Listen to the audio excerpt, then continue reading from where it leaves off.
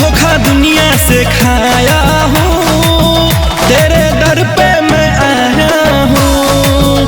धोखा दुनिया से खाया हूँ, तेरे दर पे मैं आया हूँ।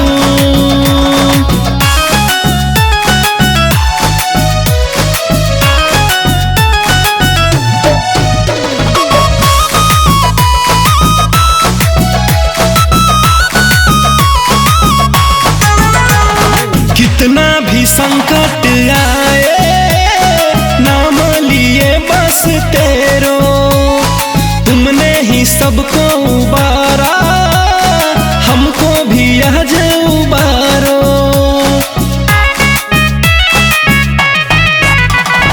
कितना भी संकट आए, नाम लिए बस तेरो, तुमने ही सबको उबारा, हमको भी आज उबारो। फिर दो हम पे हाथ दे दो थोड़ा सा साथ, फिर दो हम पे हाथ दे दो थोड़ा सा साथ। देखो भांग भी लाया हूँ, तेरे दर पे मैं आया हूँ। धोखा दुनिया से खाया हूँ, तेरे दर पे मैं आया हूँ।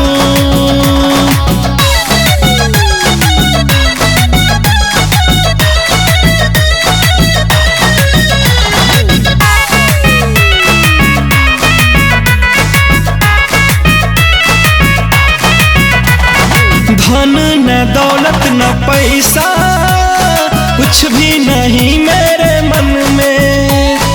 गले से हमको लगा के दे दो जगह शरण में। धन न दौलत न पैसा, कुछ भी नहीं मेरे मन में। गले से हमको लगा के दे दो जगह शरण में। मैं तो जीत जाऊं जग कहे आनंद सौरभ, मैं तो जीत जाऊं जग कहे आनंद सौरभ। आस दिल में लगाया हूँ, तेरे दर पे मैं आया हूँ। धोखा दुनिया से खा